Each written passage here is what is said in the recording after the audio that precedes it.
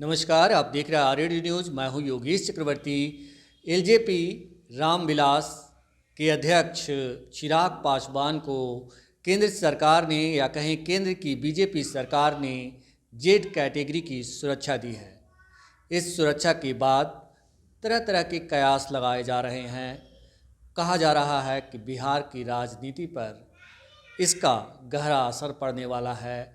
इसके साथ ही जेड श्रेणी की सुरक्षा मिलने के बाद चिराग पासवान वापस पटना आ गए हैं, बिहार आ गए हैं और यहाँ आकर नीतीश कुमार पर जमकर बरसे हैं। मुख्यमंत्री नीतीश कुमार पर जमकर भड़ास निकाला है। लेकिन बड़ा सवाल ये है कि चिराग पासवान को जेड श्रेणी की सुरक्षा मिलने के बाद बिहार की राजनीति में क्या कुछ बदलेगा, किस करवट ऊँट बैठेगा, इसी पे चर्चा करने के लिए हमारे साथ इस वक्त मौजूद हैं वीरेंद्र यादव न्यूज़ के संपादक वीरेंद्र यादव जी। तो आइए हम इस पे चर्चा करते हैं, इनसे जानते हैं कि बिहार की राजनीति पर इसका क्या असर पड़ने वाला है। वीरेंद्र जी, राज नेटवर्क में आपका स्वागत है। धन्यवाद। ये बताएं कि जिस तरह से अचानक से जो है चिराग पासवान जी को जेड श्रेणी की सुरक्षा मुहैया कराई गई, 33 गार्ड उनके साथ रहेंगे, कुछ घर पे रहेंगे, कुछ 12 समथिंग उनके साथ रहेंगे। तो इस सुरक्षा तो खुफिया इनपुट के आधार पे दी गई है, लेकिन आपका राजनीतिक इनपुट क्या कहता है? इसके 3 पक्ष हैं। पहला कि पहले पार्टी टूटी, 2 पार्टियों में विभाजित हुआ। तो पासवान के भाई पर छोटे भाई पशुपति पारस को केंद्र मंत्री बनाया गया।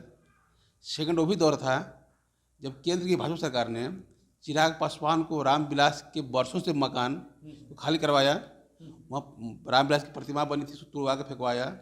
और तीसरा ये फेज है कि आज चिराग पासवान को दी गई है जेड श्रेणी सुरक्षा। तो कुल मिला के ये मेरा कहना है कि इसका जो भी है तीनों घटनाक्रम है बिहार की पॉलिटिक्स को लेके बड़ा बदलाव करेंगे। इसका बड़ा असर पड़ेगा बिहार की पॉलिटिक्स पे, खासकर पासवान पॉलिटिक्स पे। बिहार में एटलीस्ट लगभग 5% वोट पासवानों की है। जो एक पासवान के साथ रामविलास पासवान और अब उनके पुत्र चिराग पासवान के साथ एकजुट हैं।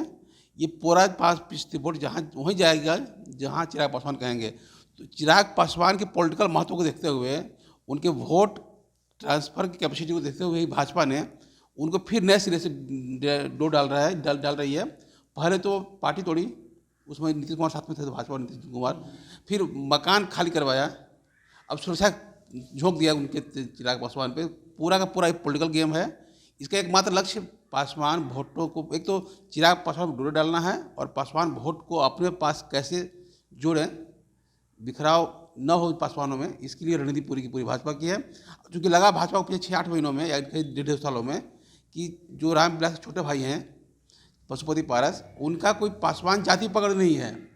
केंद्र में मंत्री हैं लेकिन पार्टी पर पकड़, मतलब जाति पर पकड़ है तो चिराग पासवान की है। ये भाजपा समझ चुकी है। इस समझने के बाद ही भाजपा अब नए सिरे से चिराग को ताकत दी है, सुरक्षा दी है। कब का संभव केंद्रीय मंत्री बनाए और हो सकता है कि उसकी जगह पर चाचा को हटा के भतीजा को सत्ता मिल जाए फिर केंद्र में। तो अब कहना बड़ा मुश्किल है, लेकिन फिलहाल हमें लगता है कि पासवान चाचा की जगह भतीजे की आने की संभावना बढ़ गई है। अब तो कुल मिलाकर यही है कि ये किसी के प्रति संवेदना नहीं है, सिर्फ और सिर्फ राजनीतिक एक पहल है कि चिराग पासवान को वापस केंद्रीय मंत्रिमंडल में लाया जाए। उन्हें वापस नहीं, जैसे कोई बात नहीं, पहले मंत्री नहीं थे वो। जी वापस इसकी बात नहीं है। जी केंद्रीय मंत्रिमंडल में उनके पिता की जगह एक तरह से कहें कि मतलब चिराग पासवान को लाया जाए और पासवान वोट बैंक पे कब्जा जमाया जाए। हम आपसे ये जानना चाहते हैं कि बिहार के लोग जो है अभी जैसे चुनाव हुए थे, उपचुनाव हुए थे मोकामा में और गोपालगंज, ये 3 जगह चुनाव में ज़्यादातर जो पासवान जाति के लोग थे वो कह रहे थे कि चिराग पासवान किस मुंह से हमसे वोट मांगने आएंगे बीजेपी के लिए, या आ रहे हैं क्योंकि हमारे भीमराव अंबेडकर की मूर्ति को कुचल दिया गया, उनके घर से बाहर फेंकवा दिया गया।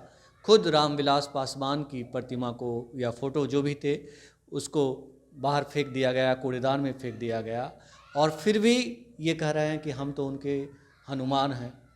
तो क्या लगता है कि चिराग पासवान मंत्रिमंडल में, केंद्रीय मंत्रिमंडल में शामिल हो भी जाते हैं तो पहले की तरह ही पासवान वोट को प्रभावित कर पाएंगे? हाँ बिल्कुल, इसमें कहीं दो राय नहीं है कि आज भी पासवान का एक बात रहता है, चिराग पासवान है, उनका वोट पकड़ भी है। मूर्ति हट तोड़ी गई, फेंकी गई अंबेडकर की या रामविलास पासवान जी की, कोई अंतर नहीं पड़ता है। आज भी पासवान आंख मूंद के चिराग पासवान से खड़े हैं, और जो जहाँ कहेंगे वहाँ पोल करेंगे वो। अब देखो उपचुनाव में उन्होंने मैंने भाजपा के पक्ष में प्रचार भी किया था, घोषणा भी की थी कि हमारी पार्टी सपोर्ट करेगी भाजपा को। तो इसलिए कहीं कोई कन्फ्यूजन नहीं है। भाजपा और लोकसभा चुनाव देखेंगे, चुनाव बिहार में हुआ था 2020 में, उन्होंने कहा था कि भाजपा के हनुमान हैं, हनुमान की भूमिका निभाई उन्होंने। नीतीश कुमार की लंका जला दी, नंबर तीसरी पार्टी जदयू हो गई बिहार की राजनीति में। इसके बाद नीतीश जी मुख्यमंत्री बने, समीकरण बना बिगड़ा, उसमें अलग समीकरण था। आज जब 6 महीना पहले बिहार में नई सरकार बनी है, समीकरण पूरा बदल गया है। उस बदले समीकरण में चिराग पासवान का महत्व बिहार की पॉलिटिक्स में बढ़ गया है, उनके वोट और उसकी संख्या का प्रभाव बढ़ गया है। इसलिए आज की राजनीति में भाजपा के लिए सुरक्षा देना, ये तो मतलब सिर्फ प्रशासनिक निर्णय है, लेकिन पॉलिटिकल इफेक्ट ये है कि चिराग पासवान को भाजपा महत्व दे रही है, ये बता रही है कि चिराग पासवान हमारे लिए बहुत महत्वपूर्ण है। और तब जबकि एक वोट की जहाँ की वोट की मार्जिन बहुत कम हो रहा है। आप देखिए, चुनाव हुआ गोपालगंज में, हार जीत हुआ 16-2000 लगभग वोट से। चुनाव हुआ आपका कुर्नी में, हार हुआ 3-4 हज़ार वोट के अंदर से। जहाँ वोट की मार्जिन इतना कम है हार जीत की, तो उसमें जो बड़ी आबादी 5% पासवानों की है, बड़ी संख्या हो जाएगी। जी। तो इतने बड़े गेम, एक सीट से जहाँ 1500 से चुनाव हार जीत हो रही है, वहाँ पासवान का थोक भाव मिलता है भाजपा को, पासवान चिराग के नाम पे। तो क्या दिक्कत है? भाजपा गेम खेलिए, पॉलिटिकल सौदा है ये, न सुरक्षा का मामला है न किसी पॉलिटिकल सौदा है। चिराग पासवान और पासवान वोट के साथ एक कॉन्टेक्ट हुआ है। मतलब बीजेपी की नज़र 2024 के लोकसभा चुनाव पर है, और उसी को ध्यान में रखकर ये तमाम फैसले लिए जा रहे हैं। देखिए, पॉलिटिकल आदमी हर निर्णय पे पॉलिटिक्स ही देखता है, कोई बुराई नहीं है। जिस दिन पासवान की पार्टी टूटी थी 2000, ये लोजपा टूटी थी, उस दिन पॉलिटिकल निर्णय था। जिस दिन शामिल किया गया केंद्र सरकार में मंत्री चिराग के चाचा को, पशुपति जी को, भी पॉलिटिकल निर्णय था। जिस दिन भाजपा के खिलाफ नीतीश के खिलाफ लोजपा खड़ी थी, उस दिन भी पॉलिटिकल निर्णय था। तो सब कुछ पॉलिटिकल ही है, इसमें कहीं कुछ नॉन पॉलिटिकल कहाँ कुछ होगा। पॉलिटिकल आदमी क्या करेगा? पॉलिटिशियन करेगा। हम पॉलिटिक्स का एक दो चीज़ होती है, एक वोट कैसे मिले, और दूसरा ये कि सत्ता में कैसे हम आए।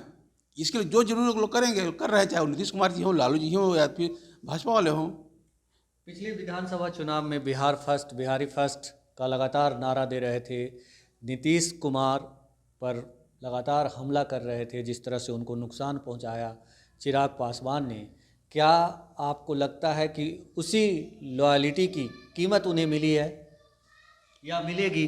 नहीं, जो सुरक्षा मिली पासवान जी, चिराग पासवान को, निश्चित रूप से उसका चाहे उसकी प्रतिबद्धता कह लीजिए, उनकी वफादारी कह लीजिए, जो कह लीजिए। लेकिन चुनाव में हार हुई थी जदयू की, लोजपा के कारण से नहीं हुई थी, लोजपा से नाम था। अब देखिए, पार्टी वहीं लूज की जदयू, जहाँ पे जदयू के उम्मीदवार के खिलाफ में कोई यादव था, कोई भूमिहार था, कोई राजपूत था, कोई दबंग जातियाँ थी, उन्हीं लोगों ने नुकसान पहुँचाया था। क्योंकि लोजपा के नाम पे टिकट मिल गया उनको, तो पासवान वोट हो गया कुछ, जो परसेंट हो हर क्षेत्र में। इसके बाद फिर उस उम्मीदवार का वोट हो गया। इसके लिए इतना वोट मिल गया कि जदयू चुनाव हार जाए। और लक्ष्य दरअसल भाजपा की स्ट्रेटेजी थी कि हमें नीतीश को कमजोर करना है। मतलब क्या होता है ना, पीछे से खंजर भोंकना जो कहते हैं ना, मीठा जहर, मीठा माहौर होता है गाँव शब्द है ना, वो मीठा माहौर भाजपा डाला था इनके खाने में, मतलब सत्ता के खाने में, कि खा के मर जाओगे और पता भी नहीं चलेगा। हुआ भी वही। नीतीश कुमार जी ने, जो बड़ी ताकतवर मुख्यमंत्री थे, 2020 में अनुकंपा के मुख्यमंत्री हो गए, वह भाजपा के अनुकंपा के मुख्यमंत्री बने थे वो। तो नीतीश कुमार को एक दबंग मुख्यमंत्री से अनुकंपा के मुख्यमंत्री बनाने में जो बड़ी भूमिका थी चिराग पासवान की थी। और स्वाभाविक है, चिराग पासवान ताकत दिखाया कि भाई हम हरवा सकते हैं, जीते भले नहीं एक सीट है, जीते से एक सीट का नाम है मटिहानी का, बाकी चुनाव हार गए हर सीटों पर। लेकिन नीतीश कुमार ने चला के बना दिया कि अनुकंपा पे केंद्रित हो गए, भाजपा के अनुकंपा के पराधीन हो गए, आश्रित हो गए। तो ये बड़ी जीत थी भाजपा लोजपा की, या कहीं चिराग पासवान की, उसको पुरस्कार मिल रहा है। और आगे की राजनीति की भाजपा, फिर बात वही है कि 5% वोट का खेल है, उसके लिए भाजपा सब कर रही है, वो करेगी। वही है कि भाजपा के बारे में कहा जाता है कि यूज एंड थ्रो, वो यूज करती है समय के साथ और मौका पाते ही बाहर निकाल कर फेंक देती है। तो पशुपति कुमार पारस के साथ भी कुछ ऐसा ही हो तो कोई बड़ी बात नहीं होगी। देखिए, यूज और थ्रो कोई एक मुहावरा है, हर कोई करता है। जब जिस दिन जरूरत पड़ी थी किसी को, लालू जी के साथ मिलाया, जिस दिन पूरी धकिया दिए, 15 में साथ मिलाया, 17 में धकिया दिए नहीं थे, फिर 22 में नीतीश भाजपा को धकिया दिए, फिर चले आए। तो ये पॉलिटिक्स का नियम है, ये जहाँ तक जिस हद तक अपना लक्ष्य पूरा हो वहाँ तक सब जायज़ है। जहाँ से लगता है कि हमारे लक्ष्य में बाधा खड़ी हो रही है, कहानी वो खत्म हो जाती है। और हमको लगता है कि अगर चिराग पासवान की जो ताकत बढ़ रही है तो कहीं ना कहीं नुकसान उनके चाचा को होने वाला है। उनके चाचा मतलब पशुपति कुमार पारस जी को जो मंत्रिमंडल हटाए जा सकते हैं। अब दरअसल उस पार्टी का दुर्भाग्य क्या है, 5 MP उसके यहाँ हैं, 2 MP चाचा भतीजा हैं, प्रिंस राज और पशुपति कुमार पारस चाचा। तीन हो गए ना, नहीं, चिराग तो अलग हैं। चिराग जो 5 पार्टी उनके पास है, जो 5 लोग रखे हुए हैं कि राष्ट्रीय लोजपा में जो 5 MP हैं उसमें 2 चाचा भतीजा हैं, 3 हैं, एक है राजपूत, एक है भूमिहार, एक है मुसलमान। राजपूत जाएंगे, जदयू में संभावना है। जो भूमिहार हैं चंदन सिंह, वो जाएंगे भाजपा में। और जो ये हैं, क्या नाम है, मुसलमान हैं मोहम्मद कैसर, वो जाएंगे RJD में। ये तीनों तो पहले ही से बट चुके हैं, तीनों का जगह तय हो गई है। तो वो अपने चाचा भतीजा का प्रिंस और क्या औकात बचती है इतनी, प्रिंस और चाचा पशुपति पारस की। तो इनका खेल खत्म है पशुपति कुमार पारस की पार्टी का। या तो चाचा को दूसरे भतीजे को गोदी में ले लें, चलो भाई तुम ही नेता बनो, हम पीछे से खड़े हैं। ऐसे उनकी पॉलिटिक्स तो लगभग ख़त्म ही होने वाली है पशुपति कुमार पारस की। जिस तरह से आपने विश्लेषण किया कि ये 3 बट चुके हैं पहले ही, अभी लोकसभा चुनाव में वक्त है, तो ऐसे में तो चिराग पासवान को भी बीजेपी अपनी उंगली पे नचाएगी, जितना मर्जी होगा उतना वो सीट देगी। चिराग पासवान क्या चाहिए, पॉलिटिकल आदमी को सत्ता मिल जाएगी, मंत्री बन जाएगा, एक सीट पक्का है ना उस व्यक्ति के लिए। जब एक सीट पक्का हो ही जाएगी लोकसभा के लिए तो बाकी कोई हारे या जीते क्या अंदर पड़ता है। अरे जो सीट रिजर्व सीट है वहाँ भाजपा के उम्मीदवार नहीं मिलते हैं, उससे भाई तुम्हें अपना उम्मीदवार खड़ा कर लो, चाचा भतीजा भाई साला बनो, किसी खड़ा कर लो, खड़ा कर लेंगे वो। लेकिन बिहार की जनता सबसे ज़्यादा ये जानना चाहती होगी कि बिहार की राजनीति पे इसका क्या असर पड़ेगा, जो महागठबंधन है उस पर क्या असर पड़ने वाला है, किस तरह चिराग पासवान NDA का हिस्सा बनेंगे तो जो वोट है उसको प्रभावित करेंगे। देखिए, नंबर ये बात है कि चिराग पासवान सब दिन NDA के ही रहे हैं, कभी उससे अलग हुए ही नहीं है। उनकी वफादारी सब दिन भाजपा के प्रति रही है। नाम अलग अलग दे लीजिए उनको, आप चाहे हनुमान कह लीजिए, चाहे जो कहना कह लीजिए, उन्होंने वफादारी उनकी सब दिन रही है भाजपा के प्रति, आज भी है। तो नया कुछ कहाँ बदलाव हो रहा है। और जिस दिन लड़ रहे थे चुनाव लोक विधानसभा का, उसमें भाजपा को छोड़ रखा था उन्होंने, खाली लड़ रहे थे, जदयू के खिलाफ लड़ रहे थे वो। उस दिन वफादारी उनकी भाजपा के प्रति थी, आज भी वफादारी वहीं पे है। उस दिन सत्ता का अलग खेल था, आज सत्ता का अलग खेल है, समीकरण बदल गया है, लेकिन भूमिका तो उनकी वही है, हनुमान वाली ही। और हनुमान को पुरस्कार मिल जाए तो ठीक है, नहीं तो पुरस्कार इंतजार करेंगे, लेकिन अब रहना वहीं पे है अपनी सीट बचाने के लिए भी। लेकिन एक बड़ा सवाल ये उठता है कि आखिर कहते हैं कि बिहार में वोटिंग जाति आधारित होती है और इसीलिए पासवान उनके साथ हैं। कहा जाता है कि बीजेपी जो है वो स्वर्णों की पार्टी है, और लेकिन जो ये पासवान जाति है वो मेरे ख्याल से महादलित में आते हैं बिहार में, या दलित जो भी हो। लेकिन आखिर जब ऐसी बात है तो ये कैसे हो जाता है कि जब वो NDA का हिस्सा हैं तो वोट उनको मिल जाता है? क्या दलितों में इतनी एकता नहीं है, इतनी संगठन नहीं है और इस तरह की सोच नहीं है कि हम इसका बहिष्कार करें? देखिए, दरअसल आप गलत व्याख्या कर रहे हैं। यहाँ वोट जाति का हक मिलता है, लेकिन उसका NDA और महागठबंधन को मतलब नहीं है। समीकरण में किसको कहाँ क्या फ़ायदा हो रहा है भाई। अब बीच में जब लालू नीतीश साथ में आते हैं एक साथ में, तो वोट % बहुत मिलता है उनको, अलग हट्टे पर हट जाते हैं। तो यहाँ पार्टियाँ जो है ना, सेट्स ऑफ कास्ट है, कास्ट का समुच्चय है। वो 5 जातियाँ मिलेंगी, एक पार्टी बन जाती है, 3 जातियाँ हटेंगी, एक नई पार्टी खड़ी हो गई। तो उससे पासवान वोट जो है, हर जाति का वोट बंधा है। आमतौर पर हर वोट भी गिरोह है एक तरह से, हमारे हिसाब से जो वोट जातियाँ हैं ना, पॉलिटिकल हिसाब से गिरोह है कि हमको किस गिरोह की, हमारा गिरोह का नेता कौन होगा, वो जहाँ जाएंगे वहाँ जाएंगे। तो यादव गिरोह का माननीय नेता तेजस्वी यादव हैं तो यादव वहाँ जाएगा, मान लो भूमिहार गिरोह का नेता फलना जी हैं तो भूमिहार वहाँ जाएगा। ये जातियाँ भी गिरोह हैं, पॉलिटिकल गिरोह हैं ये। कब समीकरण कहाँ फायदा हमको होगा उस हिसाब से शिफ्ट हो जाती हैं। जैसे कब होता है ना कि कोई गिरोह बनता है कि भाई हमारा यहाँ लाभ हो रहा है तो वहाँ जाएंगे हम। तो पार्टियाँ बिहार में जाती हैं ना, वो गिरोह है कि हम कोई किसी का नेता कोई है, किसी का नेता भूमिहार का भूमिहार नेता है, यादव का यादव नेता है, चमार का चमार नेता है, दूसरा नेता है। तो चिराग पासवान के बाप पिताजी बहुत लंबे समय तक बिहार में पॉलिटिक्स की, दलितों की, पासवानों की, तो स्वाभाविक है कि जो उत्तराधिकारीपन होता है भारतीय राजनीति में, बाप का उत्तराधिकारी बेटा बन गए हैं वो बने रहेंगे। और स्वाभाविक वोट नेता वही हैं आज की तारीख में। वही बोले चिराग पासवान ही उस जाति के नेता हैं। उनके चाचा जो इनको तोड़कर अपने को केंद्रीय सरकार में शामिल किए थे, कहीं कोई का बेश नहीं है। इसलिए भाजपा अब इनको ला रही है और संभव है कि उनको धकिया भी दे चिराग पासवान के चाचा जी को। जी जी जी। ये बताएं कि जिस तरह से मैंने आपसे इससे पहले भी पूछा कि महागठबंधन पे क्या असर पड़ेगा, और जो चिराग पासवान हैं सबसे ज़्यादा जो है हमलावर रहे हैं, मतलब कहीं एक तरह से धुर विरोधी रहे हैं नीतीश कुमार का, तो क्या होगा आने वाले दिनों में? देखिए, ये पक्का है कि जहाँ चिराग रहेंगे वोट हो जाएगी पासवानों का। वो वोट कहाँ, संख्या कितनी है, समीकरण क्या, उसमें निर्भर करता है। लेकिन इफेक्ट पड़ेगा स्वाभाविक रूप से। एक थोक भाव वोट वाली 5% वोट है, अगर तो हो रहा है तो उस हो जाएगा भाजपा की ओर, तो संख्या बढ़ेगी उसकी। लेकिन परिणाम हार जीत का अंदर पड़ेगा तो अंत पता है कौन कौन गिरोह कहाँ कहाँ खड़ी हैं। उस गिरोहबाजी के बाद ही तय होगा लास्ट में कि कौन की हवा बनती है, हवा बिगड़ती है। आज की तारीख में कोई उसका कोई पॉलिटिकल इफेक्ट आज नहीं है। दूरगामी होगा, चुनाव के समय होगा। आज तो कोई चुनाव होना नहीं है या फिर कोई नुकसान फायदा होना है उनको। आज की तारीख में उसका कोई नुकसान फायदा नहीं है। जो होगा चुनाव के समय ही होगा।